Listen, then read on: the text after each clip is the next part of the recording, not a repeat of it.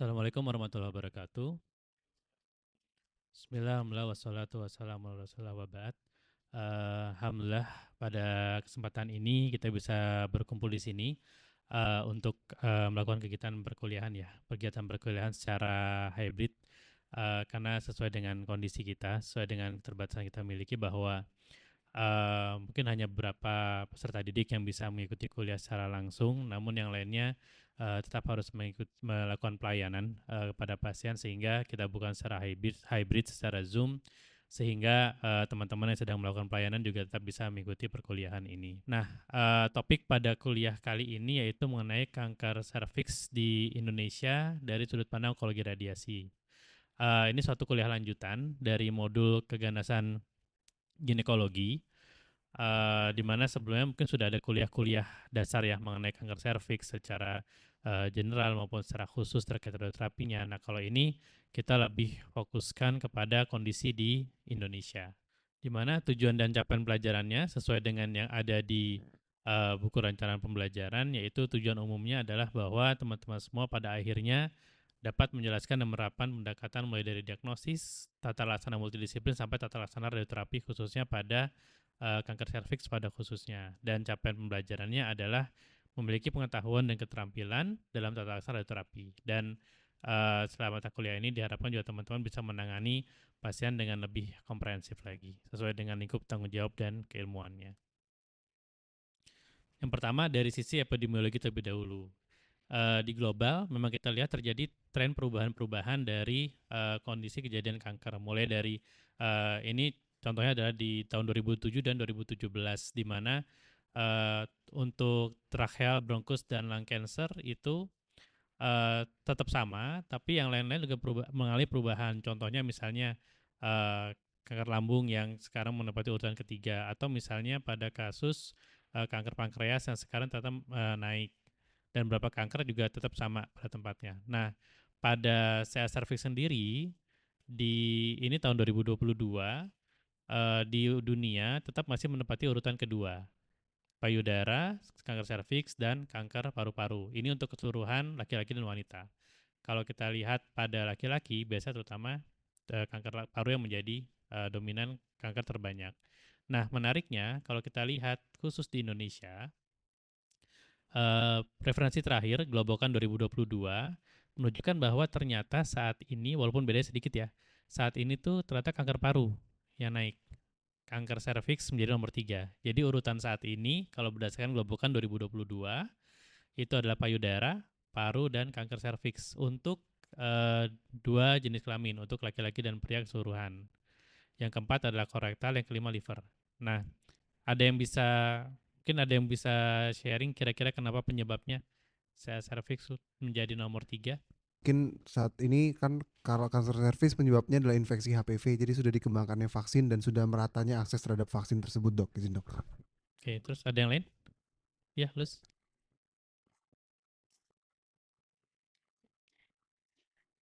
Iya dokter, kalau misalnya waktu itu juga pernah baca-baca yang tahun 2020 itu kan sebenarnya kita masih di nomor 3, Nomor nomor 2. 2, terus kita jadi turun jadi nomor 3. Mungkin pertama jadi kan lebih ke arah apa namanya edukasi edukasi ke pasiennya, vaksinnya juga yang tadi disebutin sama Kasmal. Terus yang kedua lebih ke arah radiasinya, apa namanya, terapinya juga maupun radiasi ataupun kemoterapi ataupun misalnya operasi. Mungkin edukasinya di puskesmas itu mungkin udah lebih lebih jalan mungkin, Dok. Itu mungkin apa namanya jadi nomor tiganya juga itu juga, Dok. Ya. Oke, baik. Ya, ini kita kalau ini kita bisa lihat bahwa memang kondisi itu nggak statis ya, bahwa akan selalu terjadi pergeseran-pergeseran. Nah, emang ini menunjukkan bahwa mulai ada pengaruh dari memang kegiatan tadi, kegiatan awareness, kemudian kegiatan deteksi dini, kemudian juga apa namanya kegiatan seperti tadi misalnya vaksin, pencegahan yang dilakukan. Nah, itu memang kegiatan-kegiatan itu baru akan terlihat biasanya di atas 10 tahun. Nah, sebenarnya kalau kita runut lagi, dulu itu serviks nomor 1. Serviks pernah menjadi nomor 1 di Indonesia. Kemudian turun menjadi nomor 2, sekarang mulai menjadi nomor 3. Nah, eh, ketika tahun 2015-2016 itu ada gerakan-gerakan yang memang kita mulai banyak tuh gerakan IVA, tes di puskesmas, tadi vaksin, kemudian pemeriksaan HPV, pap smear. Nah itu kelihatannya mulai terlihat dampaknya sekarang, sehingga kanker serviks mulai menempati urutan ketiga secara keseluruhan. Dan kalau pada wanita sendiri, tetap masih di nomor kedua. Oke, itu poin yang pertama. Kemudian, nah kalau kita lihat di rumah sakit, tetap sebenarnya kebanyakan memang masih kanker serviks untuk yang terbanyak untuk jenis kanker.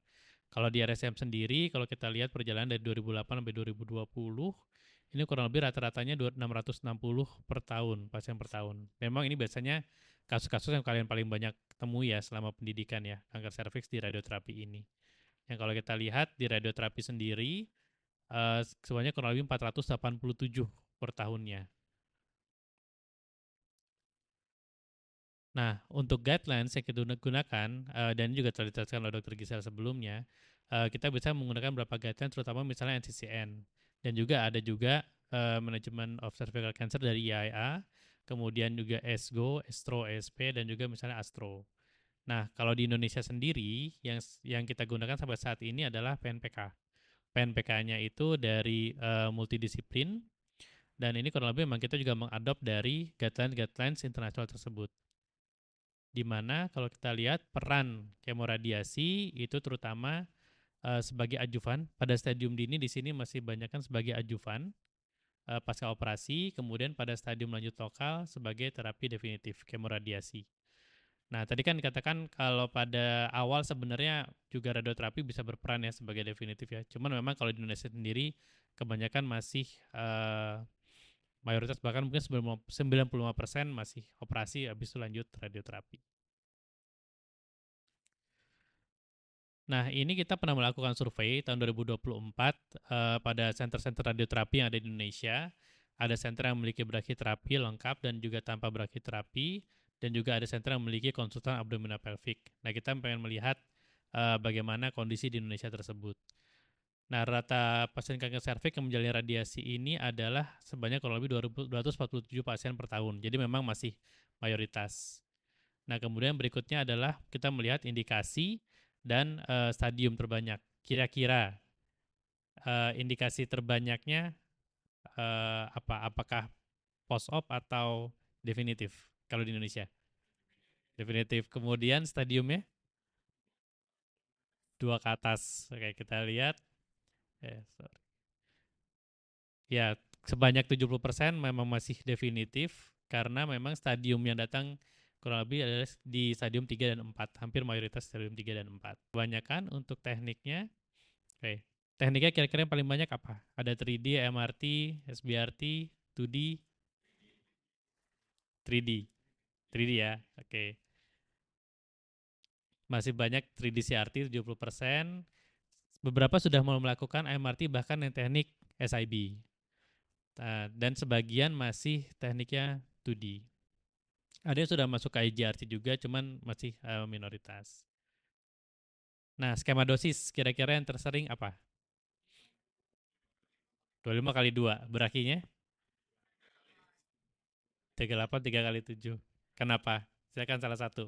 Ada yang bisa jelasin ya?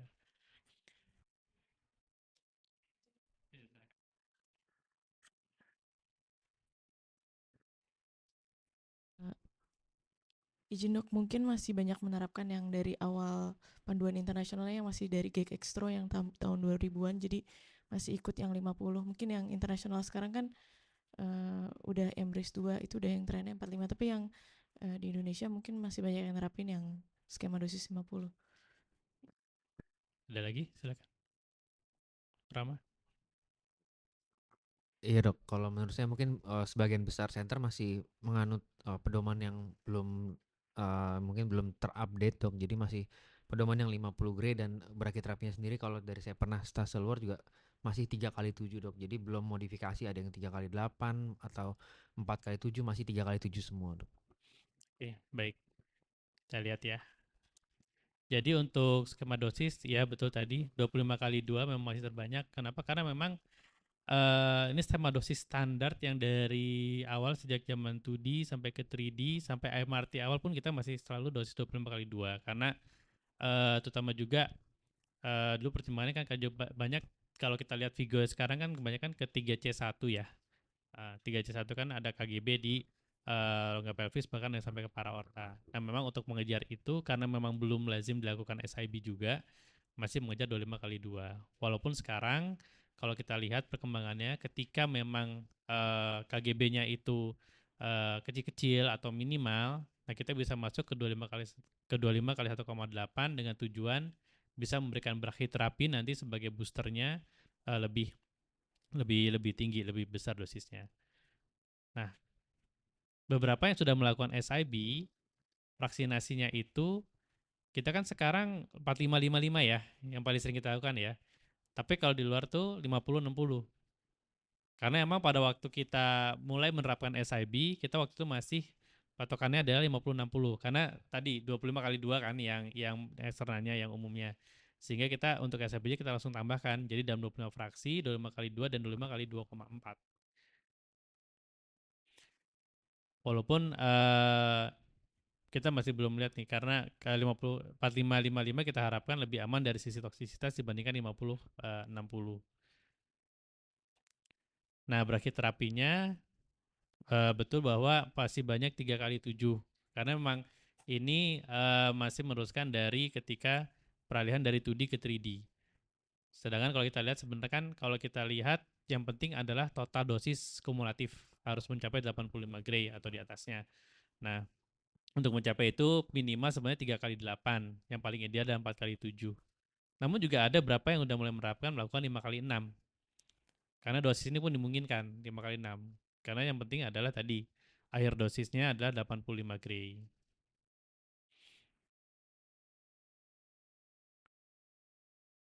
Nah, ini adalah penelitian yang kita lakukan di kita, tesisnya. Ada yang tahu tesisnya apa? Bukan, bukan orang. Ada di bawah namanya Dokter Yoga.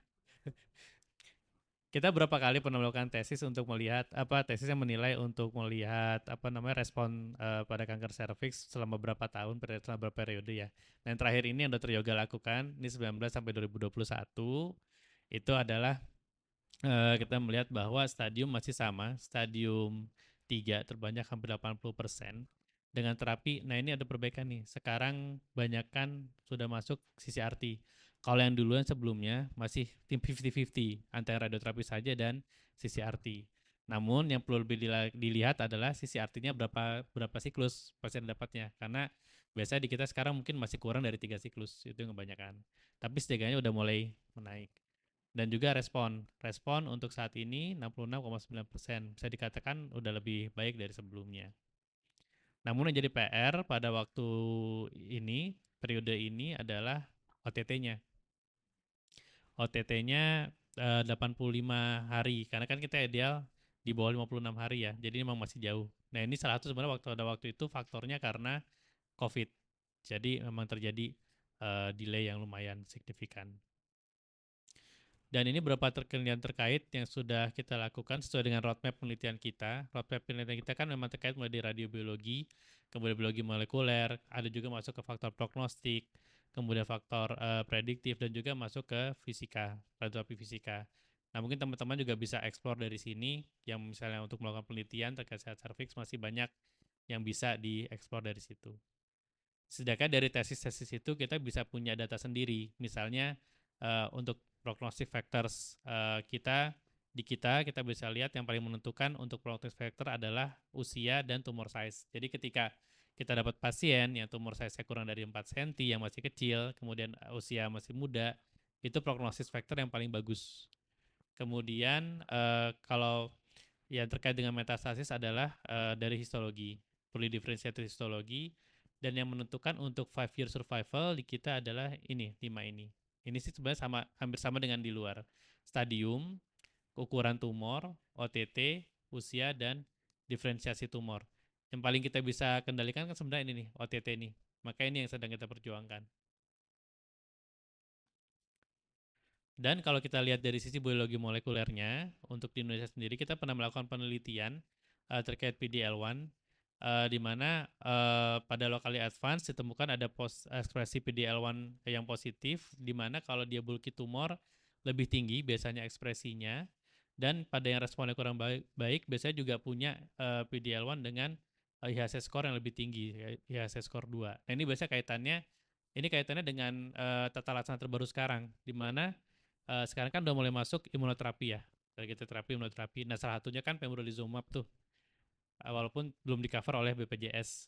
Namun penelitian terakhir itu kan menyatakan bahwa pembrolizumab ditambah dengan radiasi itu diperkirakan nanti ke depannya bisa akan menjadi standar karena memang responnya baik.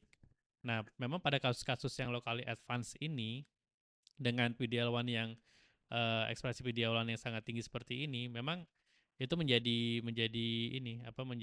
suatu potensi bahwa pemberian dua hal tersebut mungkin bisa memberikan respon lebih baik, terutama pada kasus locally advance. Oke. Nah, sampai sini ada yang mau ditanya dulu nggak? Ya, silakan, Nus. Izin dok, mungkin mau tanya dulu dok, sebenarnya kan kalau untuk yang pasien-pasien ke RSCM kan mayoritas sudah pada bulky semua dok. Terus kalau misalnya kita lagi laporan kasus, kadang kan dari masukan dari Labkas itu sering kalau misalnya yang bulky, terutama kalau misalnya udah sampai ada curiga fistal di fistal di bladder, itu kan sebenarnya masukannya tetap dilanjutkan 25/2 instead 25/1,8.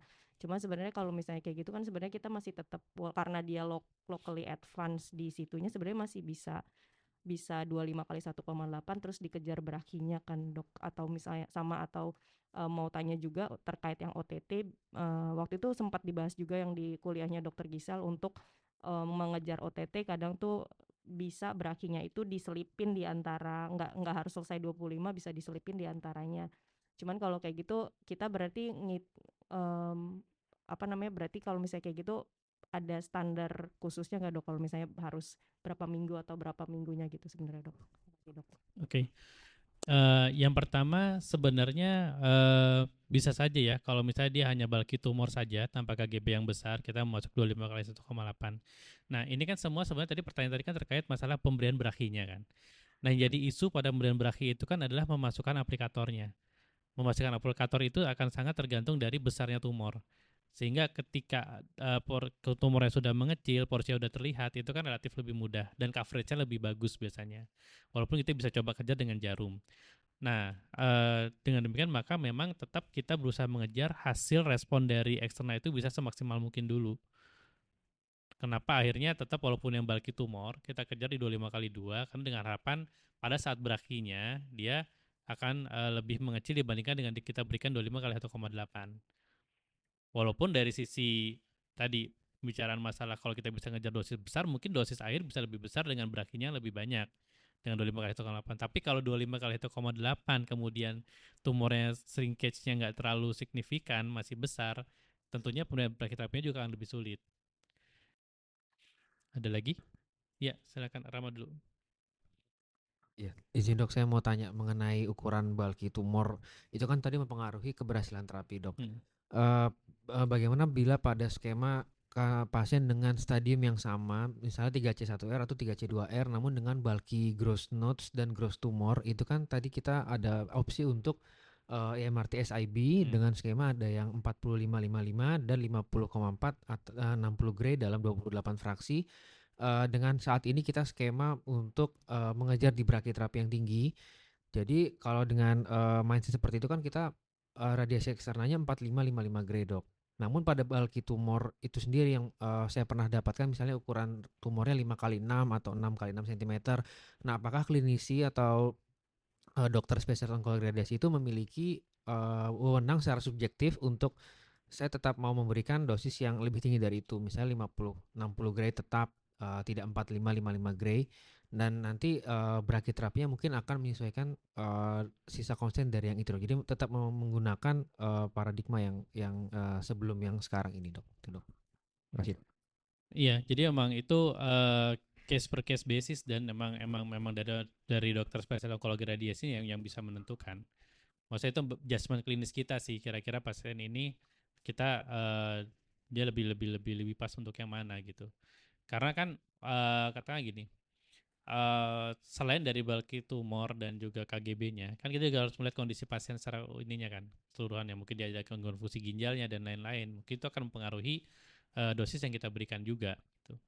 Dan sebenarnya ketika kita bicara SIB pada kasus yang bulky tumor, beberapa literatur pun tetap ada yang menetapkan bahwa untuk supaya supaya dosis akhir itu bisa tetap tinggi, SIB-nya itu juga masuk yang si primernya, cervixnya.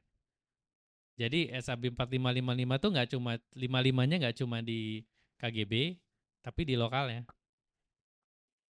Baik, ada lagi terakhir? Kalau enggak, oke. Ini ada sedikit ya summary-nya.